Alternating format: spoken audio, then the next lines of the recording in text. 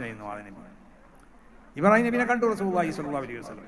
ഇനി വർക്കത്ത് കാണില്ല, നേരത്തെ കാണുകയാണ്. അതാ മനസ്സിലാക്കേണ്ടത്. വർക്കത്ത് പോയി നമ്മൾ കാണുമല്ലോ, പലരും കാണും. കണ്ടത് അവരാവും ചെയ്യുക, അല്ലാതെ ആവും ചെയ്യുക, അത് വേറെ സംഗതി. നമ്മൾ കണ്ടുകൊണ്ട് കണ്ടവരായിക്കോളൊന്നുമില്ല. അത് ആരെ കണ്ടാലും അങ്ങനെ തന്നെ. റസൂലാനെ കണ്ടാലും അത് റസൂലാനെ ആയിക്കോളൊന്നുമില്ല. റസൂലാന്റെ രൂപത്തിൽ ശൈത്താൻ വരാൻ പറ്റില്ല എന്നുള്ളതാണ്. അല്ലാതെ ശൈത്താൻ ഞാൻ റസൂലാണെന്ന് വന്ന് പറയും എന്നോട്, മനസ്സിലായി? അപ്പോൾ ഈ കാണുന്നത് ചിലപ്പോൾ ശൈത്താനായിരിക്കും. റസൂലാന്റെ രൂപത്തിൽ ശൈത്താൻ വരും, അതാണ് ആ ഹദീസിന്റെ അർത്ഥം. അല്ലാതെ നമ്മൾ ആ റസൂലാനെ കണ്ട റസൂലാനെ എന്നുള്ള അർത്ഥത്തിലല്ല. അത് ശൈത്താൻ എനിക്ക് റസൂലാന്റെ രൂപത്തിൽ രൂപപ്പെട്ട് വരാൻ സാധ്യത. അപ്പോൾ റസൂൽ ആരാന്ന് മനസ്സിലാക്കണമെങ്കിൽ റസൂലാൻ നമ്മൾ കണ്ടേ. അപ്പോൾ അതെന്തോ ആവട്ടെ, നമ്മൾ സ്വപ്നത്തിൽ പലരും കാണും, പലരും കാണും. ഇത് ഇബ്രാഹിം നബി അലൈഹി സ്വലാം അമ്പിയാക്കന്മാർ റസൂല കണ്ടു തന്നെ, സ്വപ്നത്തിൽ കണ്ടു എന്നല്ല. ഇബ്രാഹിം നബി അലൈഹി സ്വലാത്തു വസ്സലാമിനെ ഞാൻ കണ്ടു. കണ്ടത് റസൂലുള്ളയാണെന്ന് ഉറപ്പിച്ച് പറയാൻ കഴിയൂല.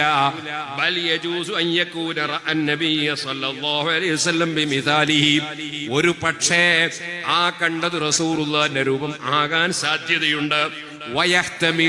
മറ്റൊരു സാധ്യതയും കൂടിയുണ്ട്. ശൈത്താൻ മനുഷ്യരൂപം എടുത്ത് വന്നതാകാം.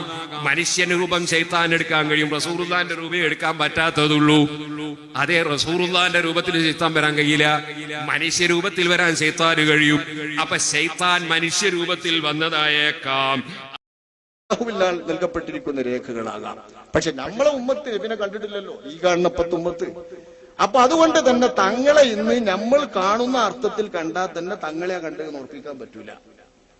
അത് നമ്മൾ ആദ്യം മനസ്സിലാക്കണം. അതായത് പിശാചിന് വന്ന് പറയാം ഞാൻ നബിയാണ്. നബിന്റെ രൂപം സ്വീകരിക്കാൻ പിശാചിന് കഴിയില്ല. ഏത് രൂപം? സാക്ഷാൽ രൂപം.